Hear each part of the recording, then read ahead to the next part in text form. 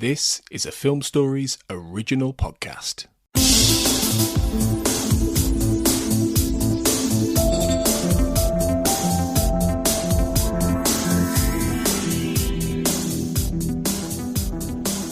Welcome to the X-Cast X-Files Podwatch, episode 11. We're going to be covering the episodes Darkness Falls and Tooms. I'm your host for today, covering in for Tony Black. My name is Russ Hugo, and with me is Lauren Forey. Hello. Hi, Russ. Hi. So this is going to be a great talk, as Lauren, as you may have heard on the previous episode when she talked about her work in writing an X-Files canon story about these two episodes. It fills in the gap. We'll be talking about that after Darkness Falls.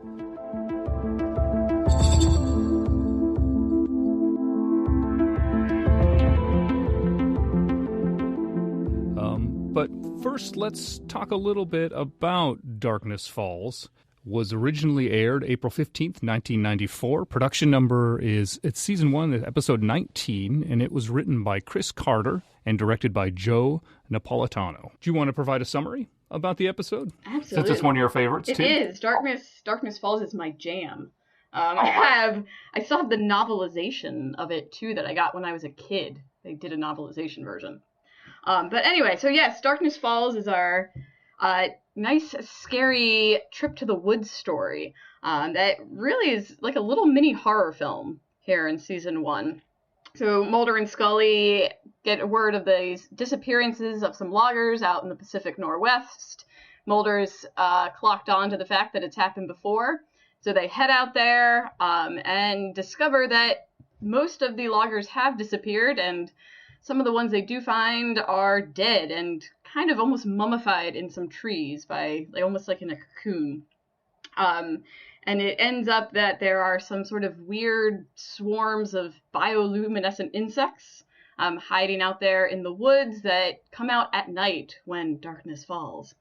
And they suck out all the fluids. They surround a person, just take out all their fluids and kill them in a very painful fashion. And Mulder and Scully, along with a sheriff and a few other people, get trapped out there at night. They're deep in the woods where you can't make it back into town within a day. And they almost get trapped there. And there's another subplot going on with an environmentalist played by Titus Welliver named Doug Spinney, who takes off with some of get a gas canister, the last bit of gas that they have, because Mulder trusts him to go get help. They're all suspicious. They try to hike out of the woods when they realize that they can't make it there another day. Almost get caught out.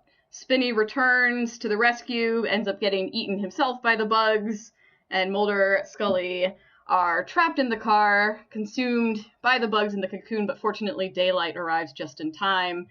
And then they get taken to a treatment center and somehow miraculously recover by the time Tooms rolls around. Excellent summary. And you've mentioned this is one of your favorites. Why? Let's maybe, right off the bat, what are some of the main draws for you for this story? I think, one, it's the setting.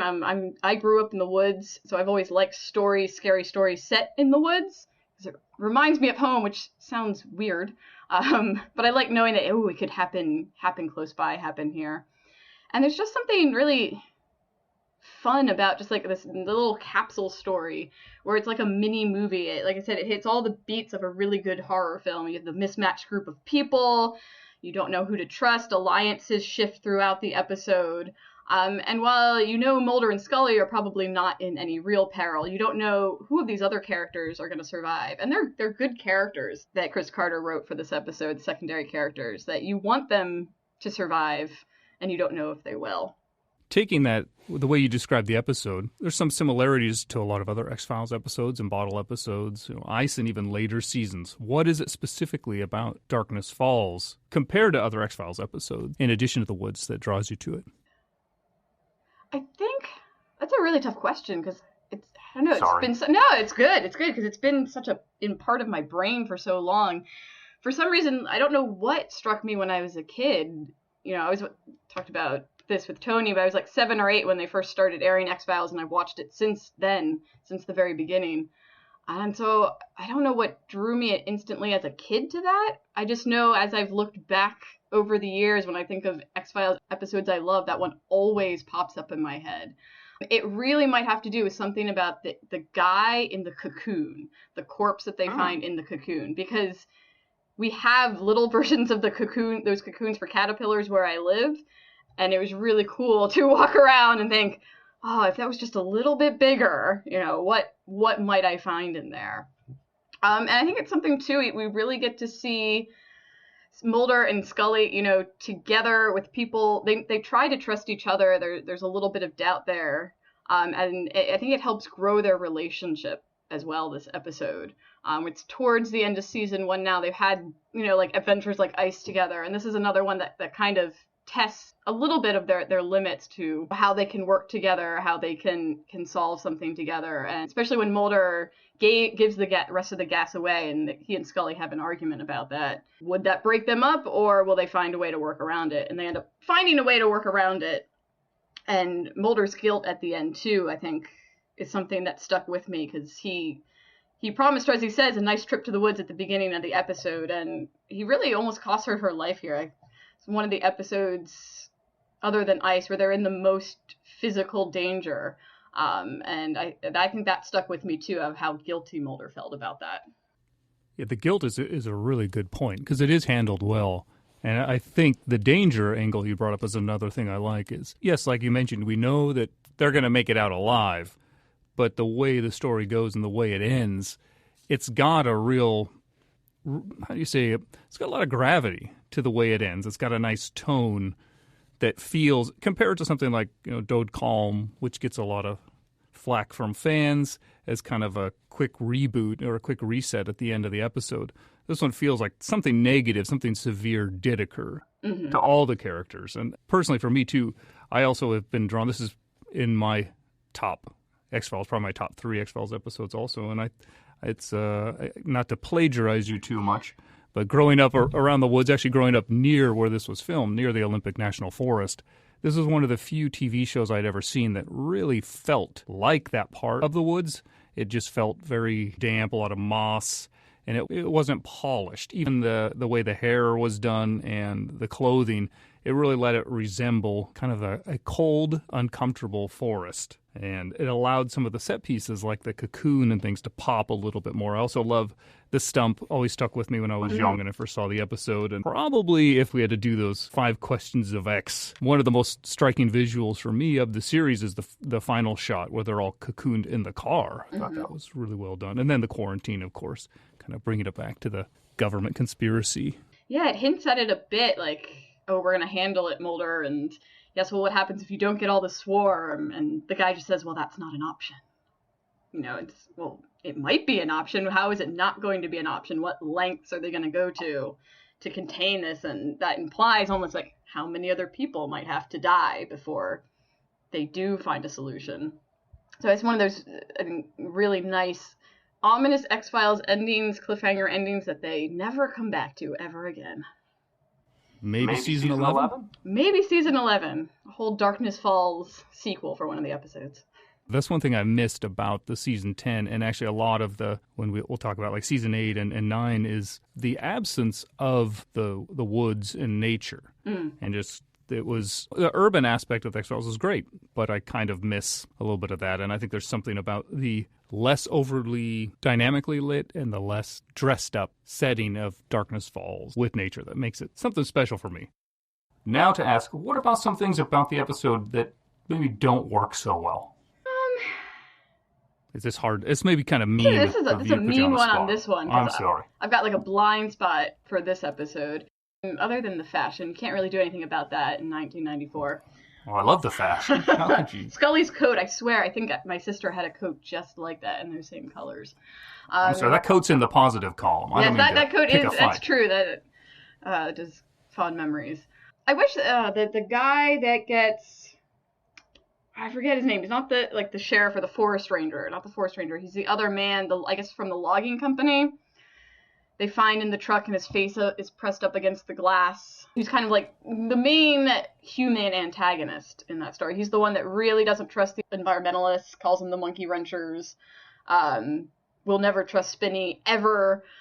he was like a really good way to stir up more conflict in that episode, and then he's gone. Like, he's like, I'm gonna hike off in the woods, and then his conflict is kind of removed. And I felt, when I was rewatching it, he does kind of seem to me exit maybe a little bit early. I felt if they could keep him around, he could have stirred up a lot more trouble and raised that tension a little bit more in those later nights.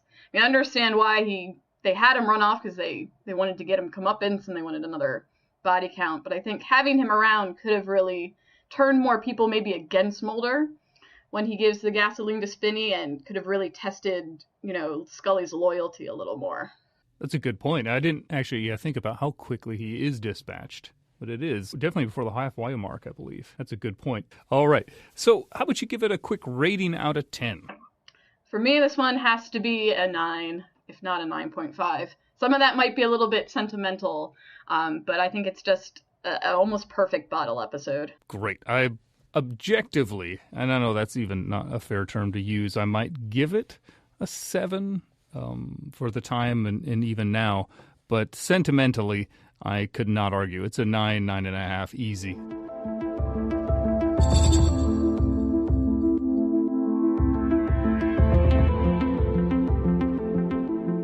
All right, let's move on to our second episode today. And our second episode is going to be Tooms. And before we dig into that, I want to talk a little bit about the story that you did, which is now canon and fits perfectly between these two episodes. So I wrote the story Strizga for Secret Agendas Volume 3, edited by Jonathan Mayberry. And when Jonathan was looking for stories, this immediately popped in my mind. One, because Darkness Falls is my favorite episode, like we talked about. And second, because in Tooms, we see Mulder and Scully, they are perfectly healthy. There's no timestamps on these episodes, so there's no indication within the series how much time has actually passed, but you'd think they would need a decent amount of recovery time. They don't have any scars or anything. They don't even reference what happened in Darkness Falls in Tooms. So I wanted to fill in that gap in that time, so I wrote a story where it's their first case back after getting off medical leave.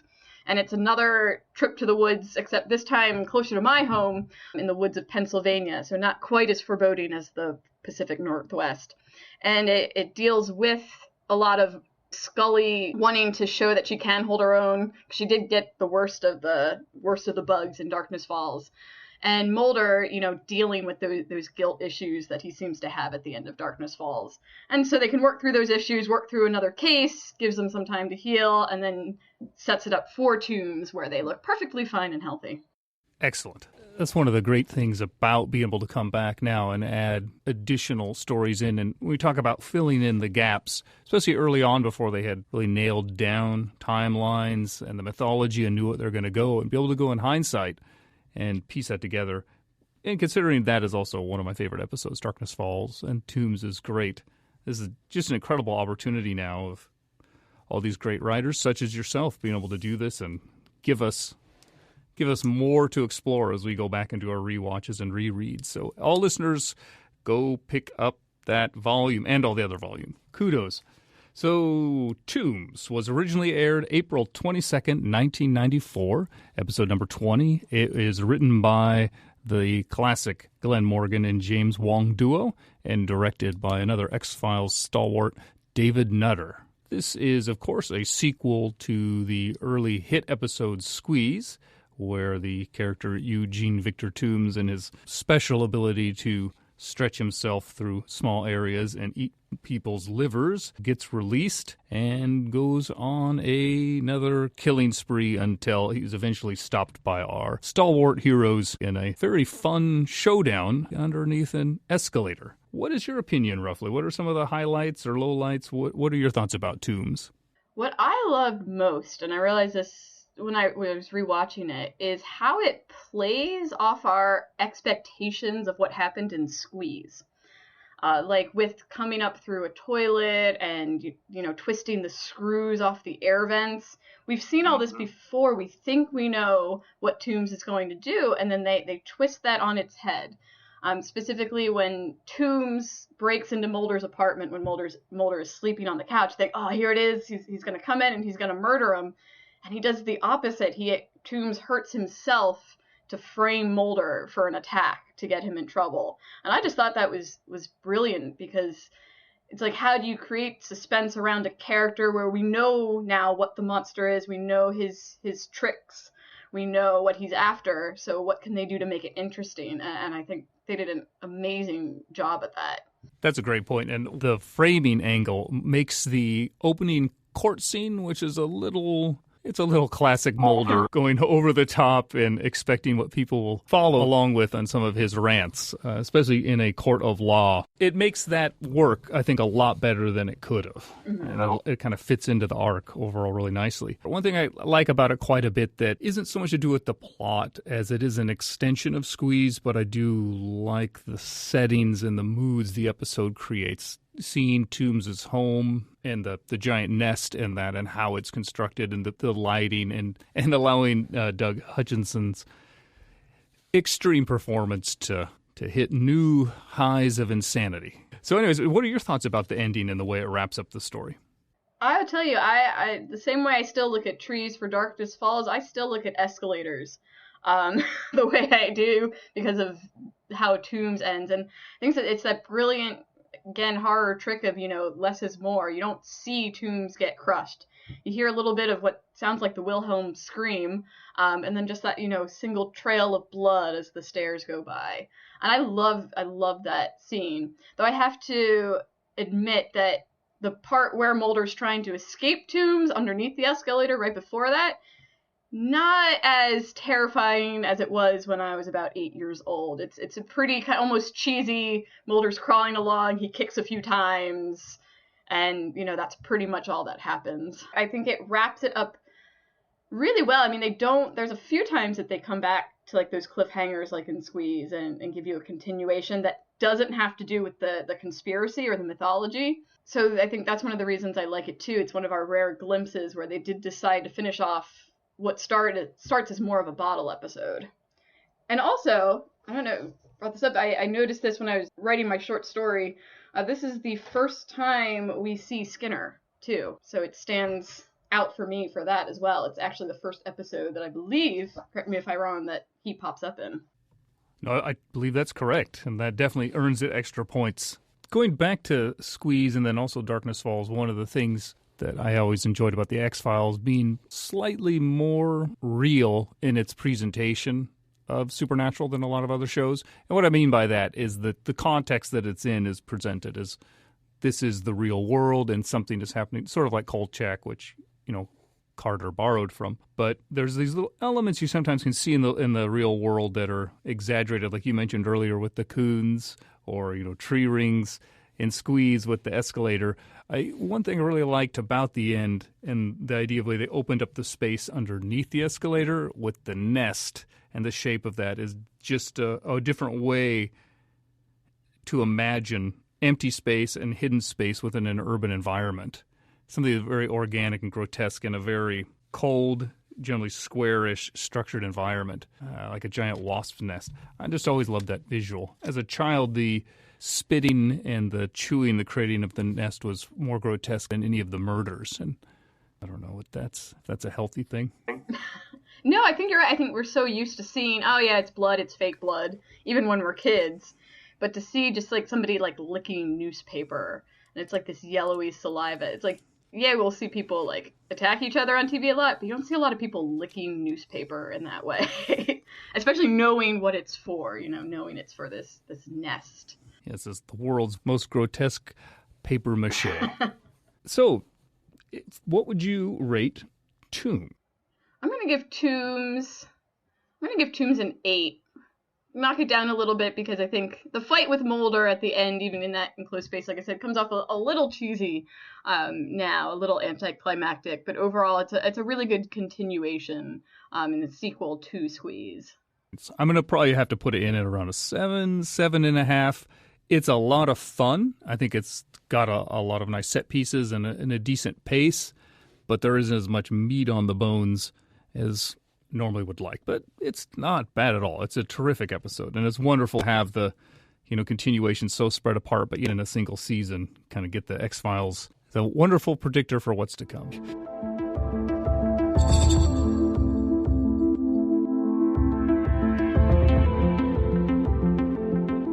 Thanks so much for talking, and you can always visit us on Twitter at the X_cast, or on Facebook. We've got a page in a group, which is the Xcast X-Files podcast fan group. So we'll be back again for the next episode to discuss the episodes Born Again and Rollin'. So until next time, trust a one.